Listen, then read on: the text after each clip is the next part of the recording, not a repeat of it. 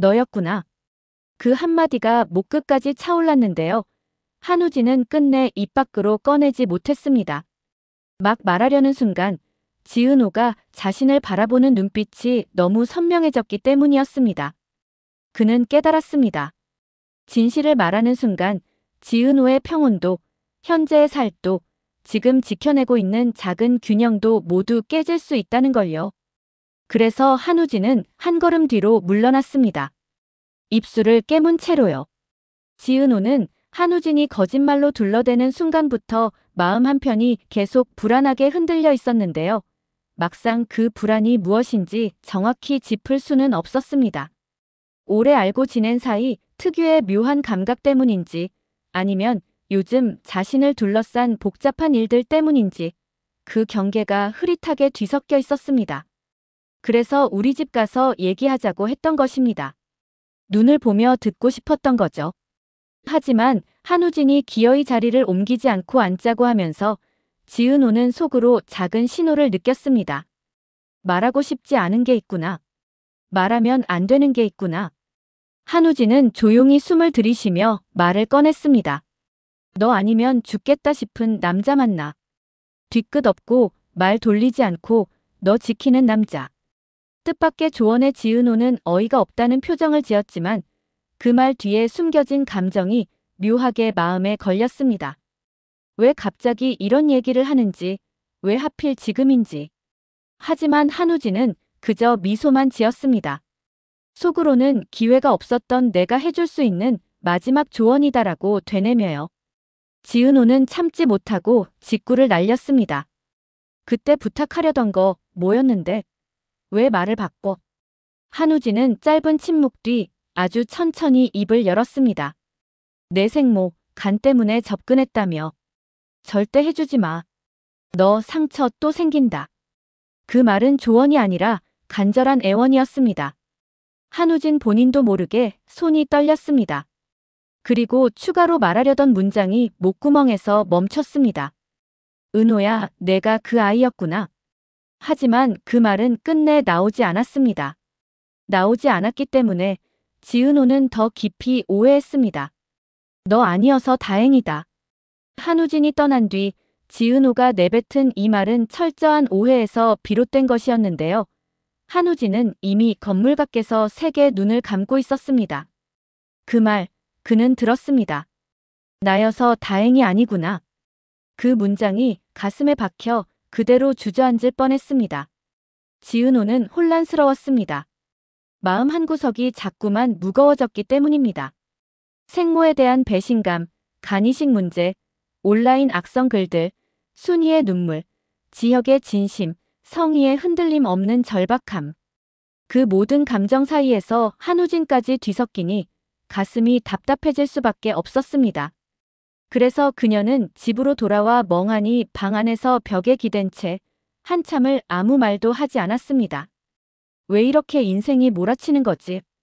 그 시각 고성이는 혼자 차 안에 앉아 있었습니다. 라디오도 꺼진 채 손만 스티어링 위에 올려놓고 천천히 숨을 내쉬었습니다. 은호야, 미안해. 하지만 그 미안함조차 어떻게 표현해야 할지 몰랐습니다. 그래서 그녀는 집으로 향하는 대신 익숙한 골목 하나를 돌았습니다. 그곳은 과거 지은호가 버려졌다고 생각했던 보육원 근처였습니다. 그리고 오래된 간판을 바라보며 조용히 눈을 감았습니다. 그날 나는 너를 버린 게 아니라 너를 놓쳤다.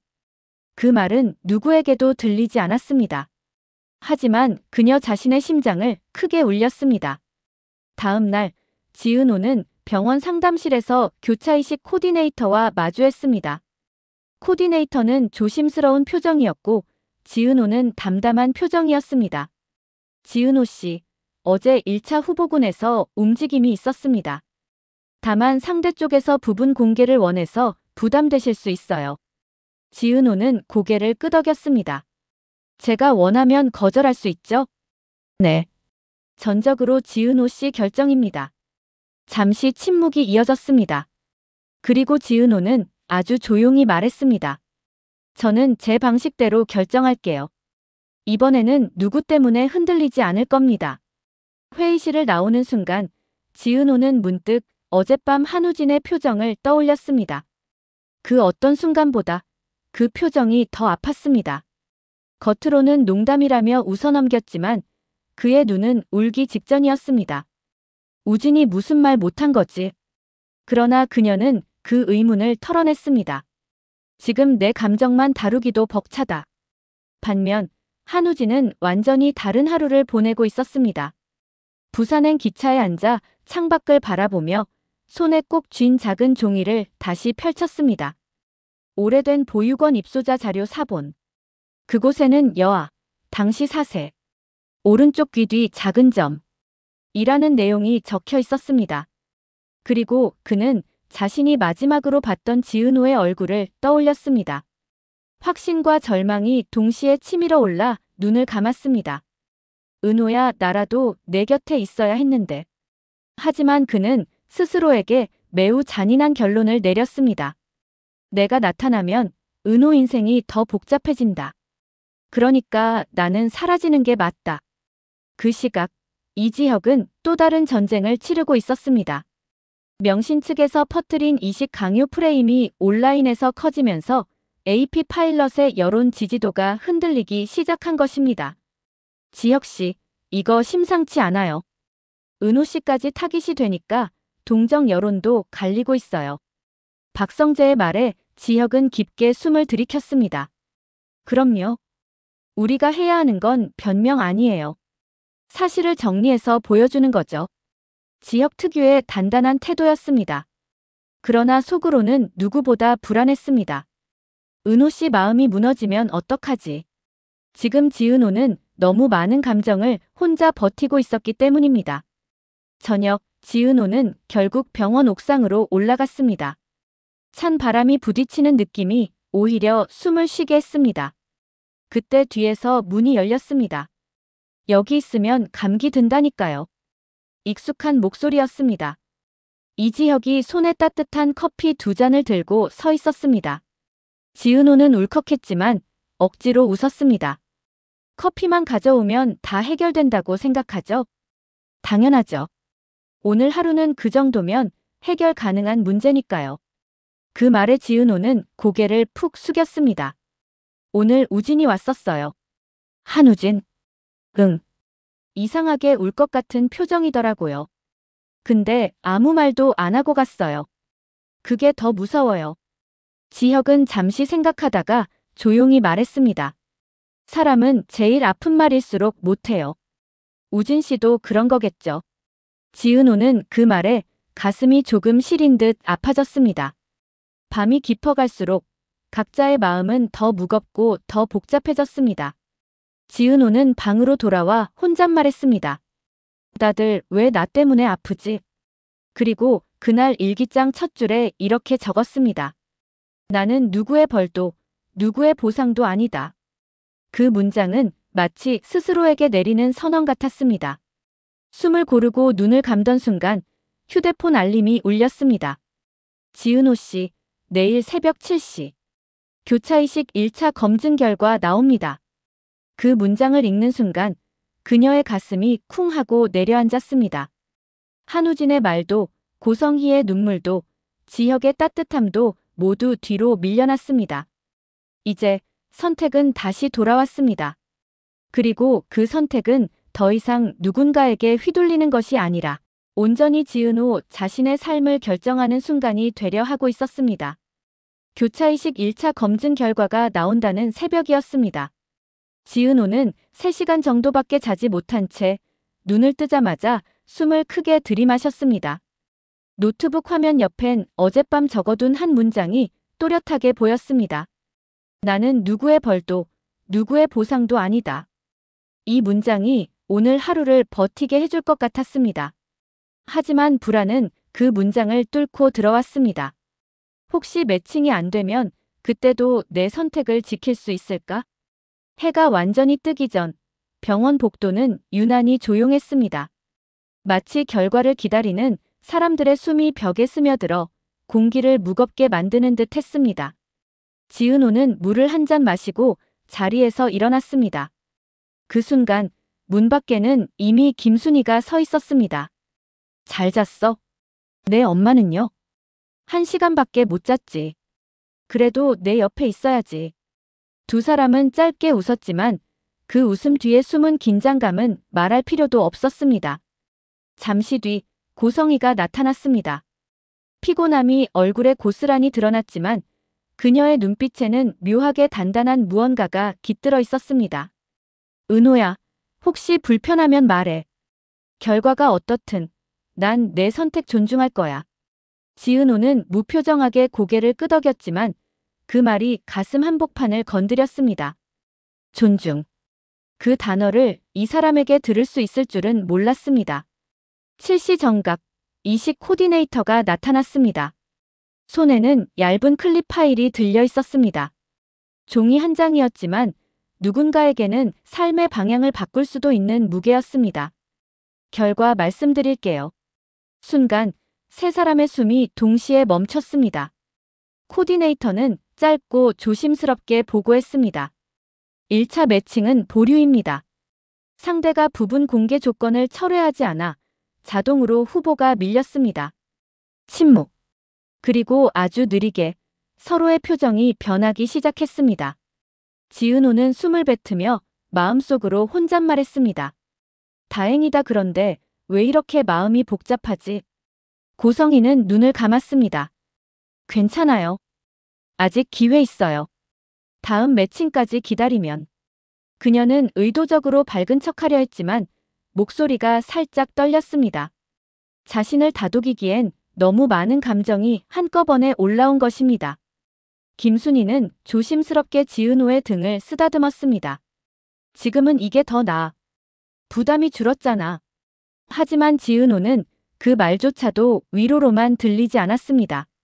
마치 자신의 선택이 누군가의 절망 위에 놓여 있는 것처럼 느껴졌기 때문입니다. 이때 갑자기 복도 끝에서 인기척이 들렸습니다. 지혁이 헐레벌떡 뛰어오고 있었습니다.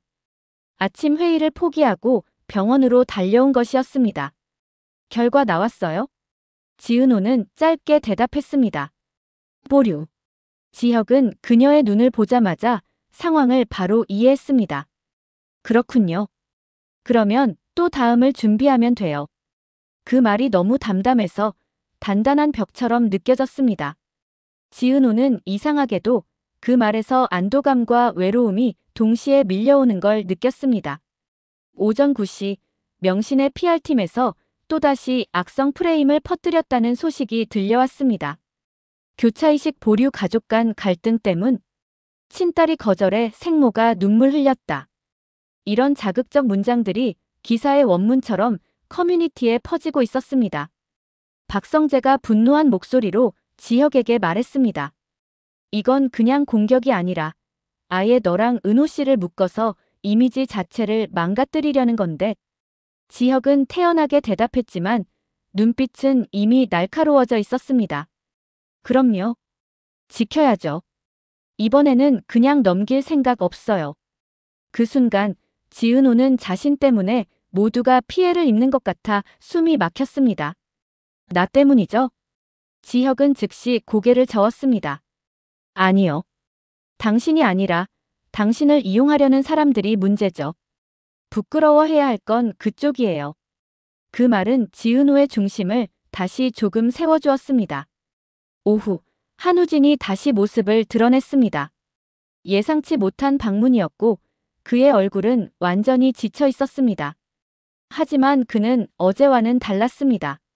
숨기던 감정이 얼굴 전체에 드러나 있었습니다. 은호야, 할 말 있어서 왔어. 그 말에 지은호의 심장은 잠시 멈춘 듯 했습니다. 한우진은 말을 잇지 못하고 몇 번이나 손을 턱 근처에서 떨며 움찔했습니다. 결국 그는 고개를 숙였습니다. 나 너 지키고 싶었어. 그게 전부야. 그 문장은 너무 애매했고 너무 뭉개져 있었습니다. 그래서 지은호는 되물었습니다. 왜요? 뭘 알고 있는 건데? 그 순간 한우진의 얼굴이 굳었습니다. 그는 끝내 말하지 못했습니다. 아냐, 나중에 말할게. 그리고 돌아섰습니다. 그 뒷모습을 보며 지은호는 찜찜함과 불안함이 더 커졌습니다. 그의 말과 눈빛 사이에 틈이 너무 컸기 때문입니다. 저녁 무렵 병원 기록팀에서 지은호에게 연락이 왔습니다. 지은호 씨 기록 중 과거 보육원 이관 자료에서 오류가 추가로 발견돼 다시 검토 중입니다. 그 말에 지은호는 멍해졌습니다. 오류요? 네. 입소월과 출소월 두 곳에서 날짜가 맞지 않습니다. 출생일 표기 형식도 두 문서가 달라요. 순간 고성이도 얼굴이 굳었습니다. 그럼 그때 그게 김순희는 직감적으로 느꼈습니다. 이건 또 다른 진실이 숨어 있다는 신호구나. 기록 오류는 언제나 더 큰 진실의 그림자를 예고했습니다. 그리고 그것은 누구도 예상하지 못한 방향으로 연결될 가능성이 있었습니다. 밤 11시. 지은호는 어두운 방 안에서 사진 한 장을 꺼냈습니다. 보육원 시절 찍힌 희미한 뒷모습. 그리고 그 반대편에는 한우진이 떠날 때 보이던 눈물을 삼키던 뒷모습. 그리고 긴 문장을 적었습니다. 사람이 떠나는 데는 이유가 있고 돌아오는 데도 이유가 있다. 나는 지금 그 이유의 모양을 알아가는 중이다. 그 순간 휴대폰이 울렸습니다. 발신자 병원 기록팀. 메시지 내용은 딱 한 줄이었습니다. 지은호 씨, 내일 오전 8시. 보육원 이관 기록 관련 긴급 면담 요청드립니다. 그리고 화면은 천천히 어두워집니다. 다음 회차의 문은 조용히, 그러나 확실하게 열렸습니다.